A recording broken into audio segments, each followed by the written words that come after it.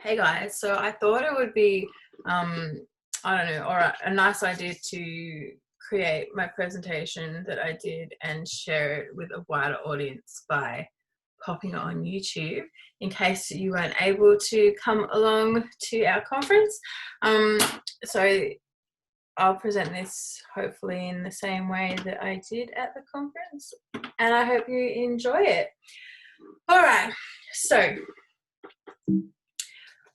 if my thing will go. My presentation was about how illustrated visuals can help people experiencing trauma and stress engage in complex processes and interventions.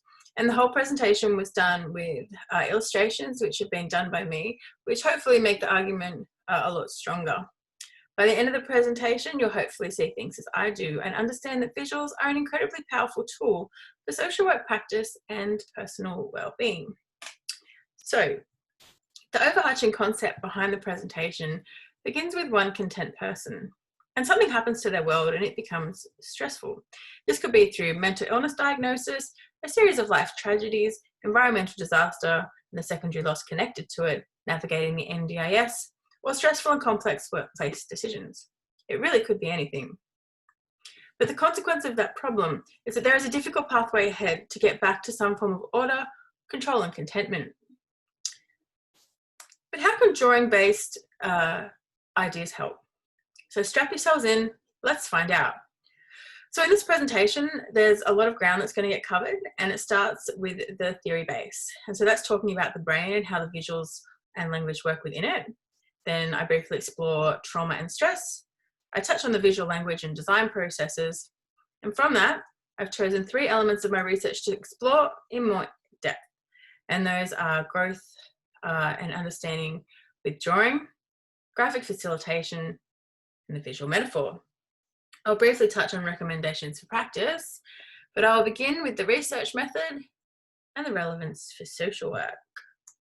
So as part of our presentation, we all had to talk about how the research was generated, and this was done for me by collecting or by putting in search terms, which then created 168,000 articles in my searches, and that was refined to 58. But I much prefer to look at this diagram in an illustrated form, so it looks more like this.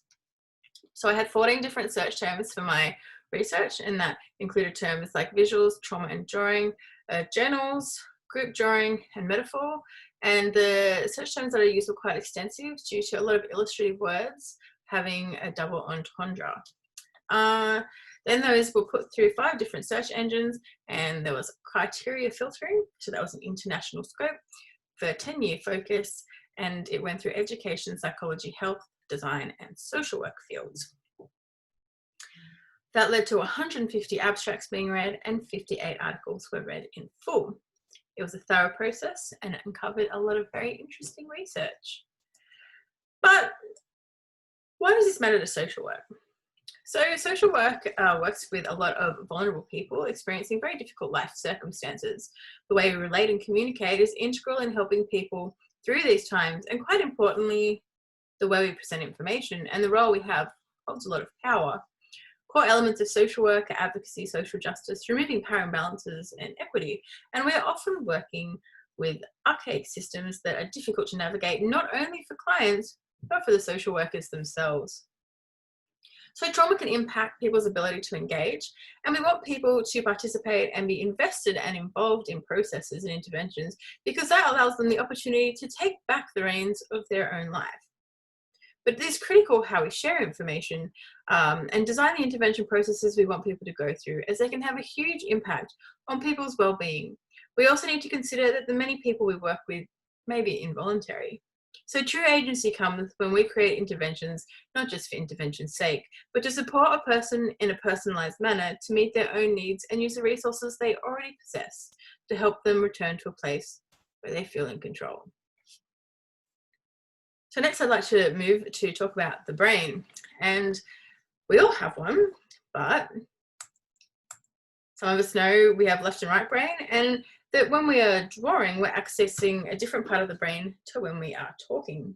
But when both sides of the brain are activated, people access and people access visual thinking and creative activity while they are talking or listening, more of the brain is being accessed and understanding can be improved. Alongside this, information relayed through shapes and drawings is coded into memory more efficiently than language, and this is known as the picture superiority effect. Another key element of the brain is the amygdala, and that's for emotional processing.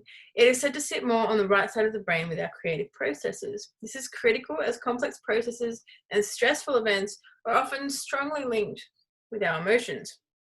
So, visual tasks and creative tasks can help people access difficult information, which then might make it easy for them to talk about them, those things. Using creative methods can help people break down barriers in their brain, and it can also help people add value and understanding to what they are exploring. Also, working with pictures can help people express concepts that are above their capability, so think children, and information that might be too traumatic for words, as speaking things out loud can be very confronting for some people. So now to build on this, I'd like to look at trauma and stress. So this is what I look like when I am stressed out, and it's not a very happy place at all. When we experience an emergency, a deadline, huge workloads, abuse, sudden injury or death, we can have a traumatic response or be overwhelmed with stress. Trauma is defined as an event or series of events that is outside a person's coping strategies. Stress is defined as a disturbed mental state resulting from being continually under mental or emotional pressure. Both can severely impact a person in a negative fashion. So trauma has the ability to change the structure of the brain and even kill off brain cells. It alters our perception of the world and can seriously impact our ability to think clearly. Strikingly, studies have found that exploring a traumatic event can even cause the language processing part of our brain to shut down. This is critical information, as a lot of social work practice is around conversation. Importantly, Tripp and colleagues found that when working with someone after a traumatic experience, there was a window of tolerance, as illustrated. This tolerance was described as a river, sitting between the forest of control and order and the forest of chaos. Working within this area, whether through drawing or conversation, can help people explore their experience in relative safety, which is integral for trauma-informed practice. So from all that information, there are a few key points that I'd really like you to hold on to, and that is that we process emotions better with visuals, and exploring traumatic experience can shut down language. And keep on to the point that we have a window of tolerance when we feel safe to explore traumatic experience. So then, what do we need to know about visuals? So all pictures are created through the basic building blocks of drawing, and they can include elements like dot, line, shape, form, texture, and color. So to build on that basic principles, we then have other concepts that help tell a story. So these are things like tension, movement, scale, unity. These principles can help us show emotion. The different aspects of pictures tell us about people, location, processes, speech through bubbles and text.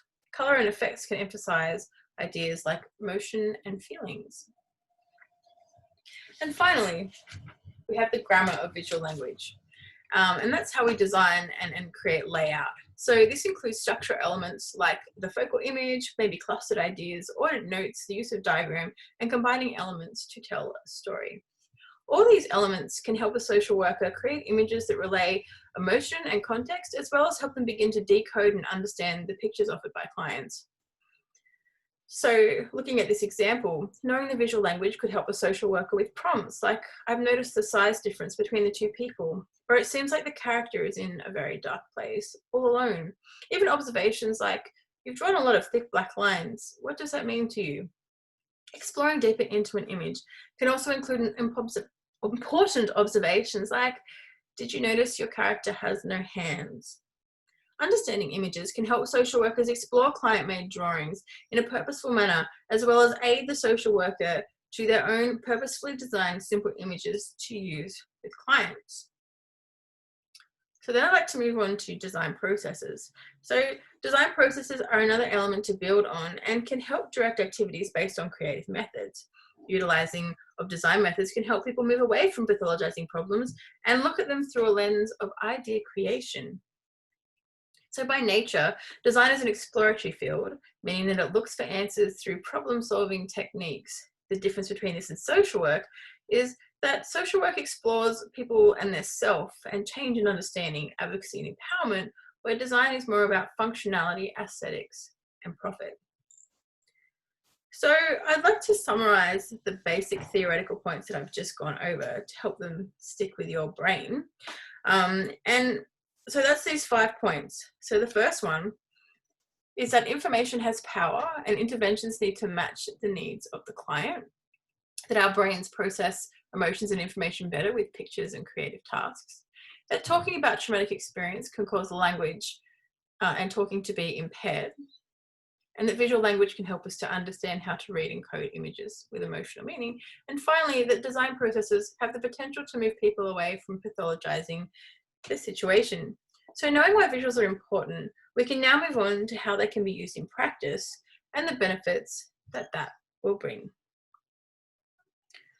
So some of the more specific findings included all of these interventions in this mind map. So there were 40 unique ways to work with people with drawing-based activities.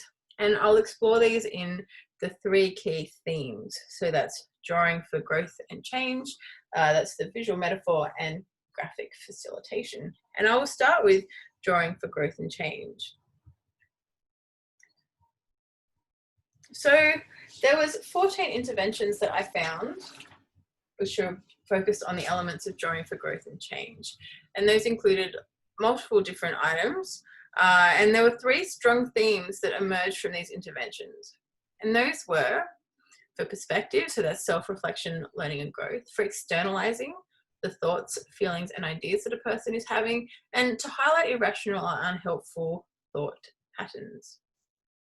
So these had a lot of crossover, and hopefully my mind map will help you see that crossover.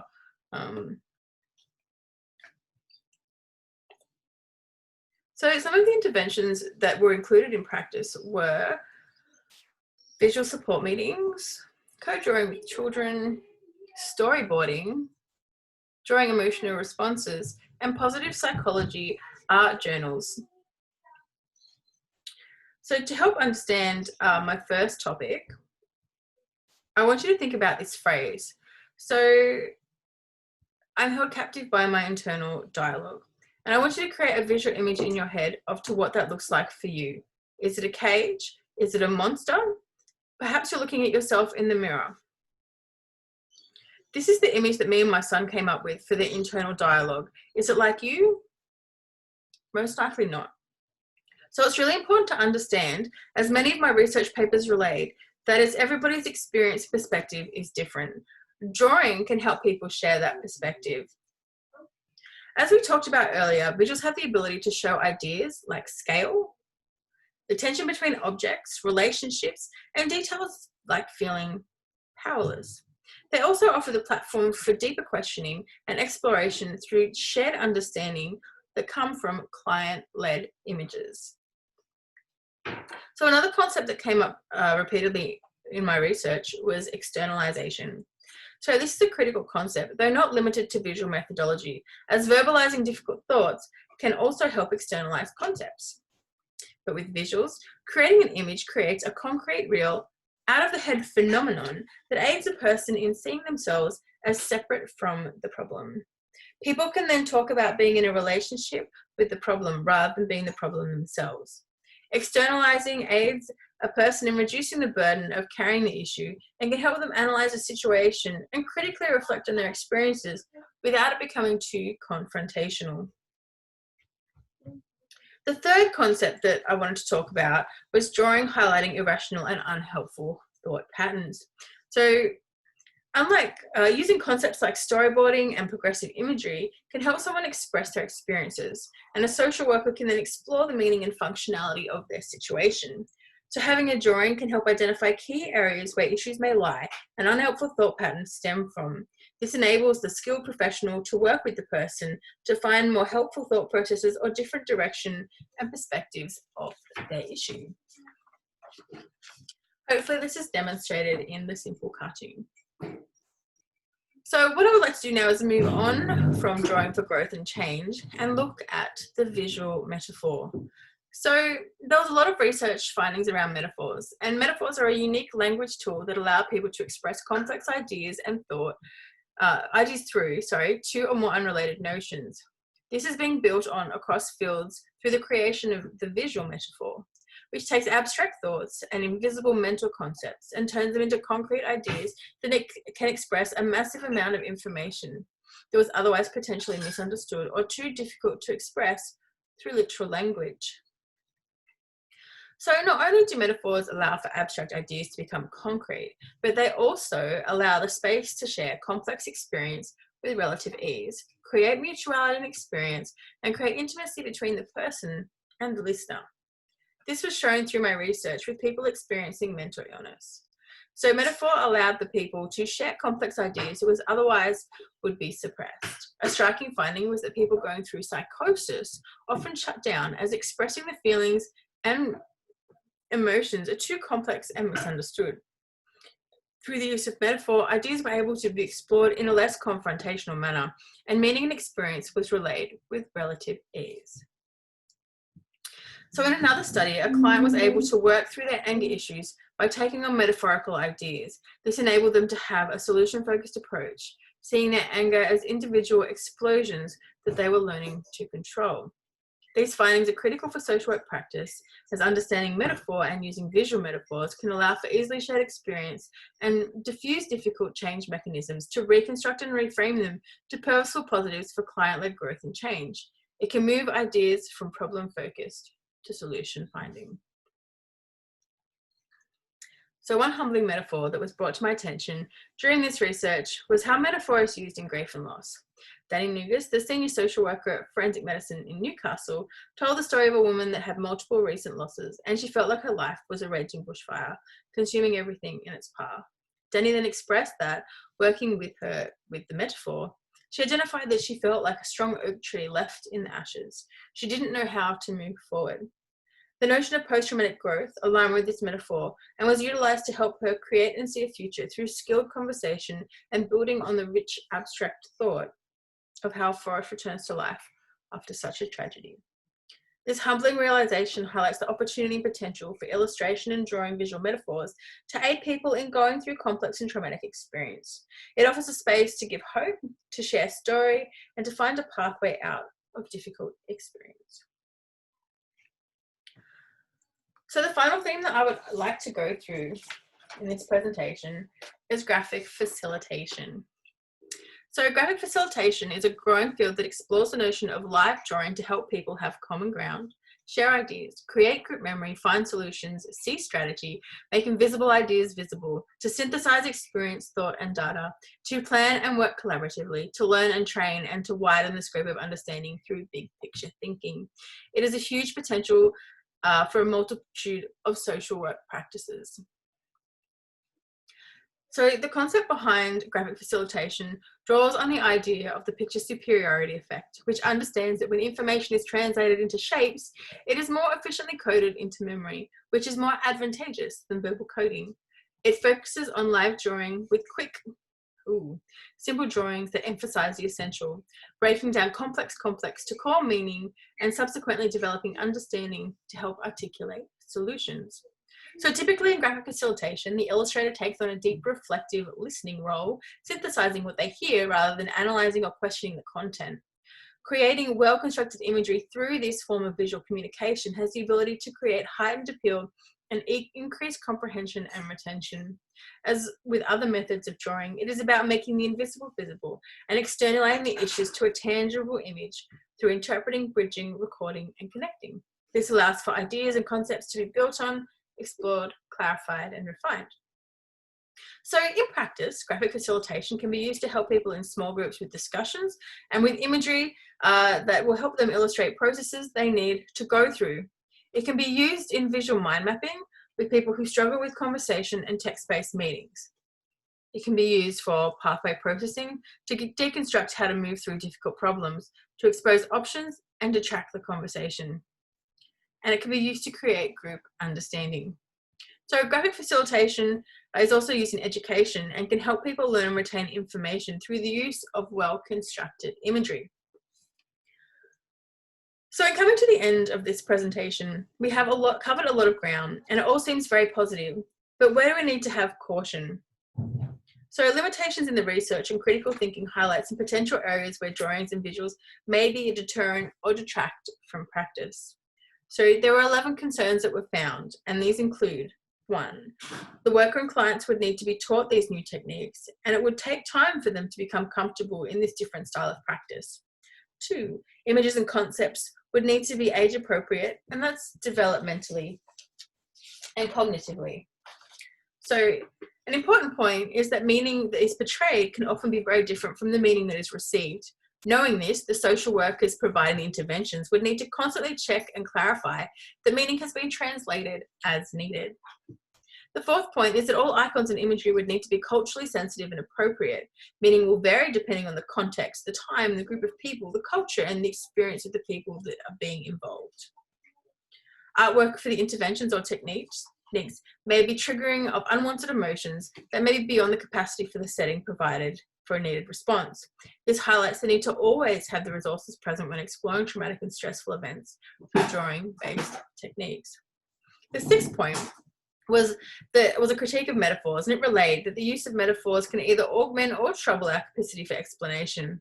So as little pizza man demonstrates, I have no idea what he's trying to relay.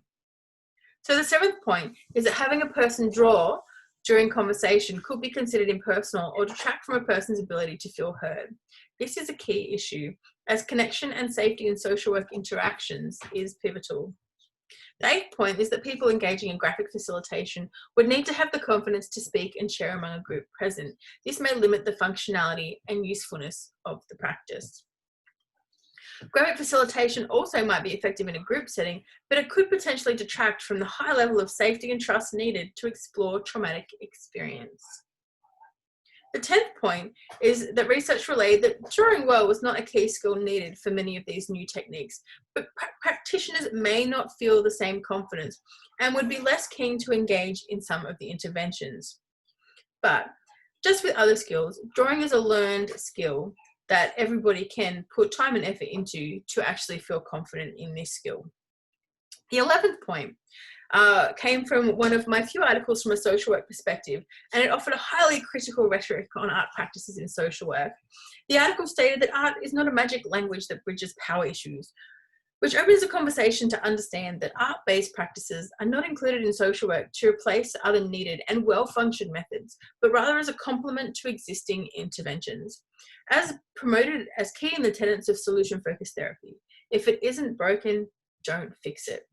The final idea, which relates to this notion, is that all methods of practice work on a continuum that can be used to find the perfect mix for each individual setting.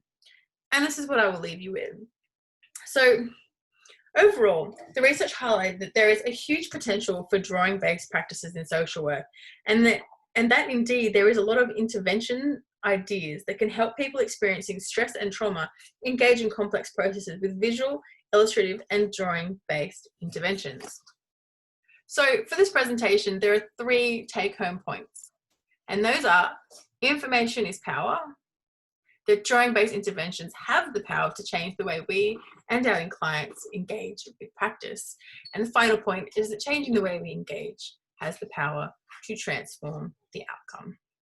So thank you. I hope you all enjoyed this rerun of my presentation. If you have any questions or would like to know more about it, please feel free to contact me or leave a comment. I'd be more than happy to share more of my research findings and yeah, anything. So thanks, guys, and I'll try and figure out how to stop recording.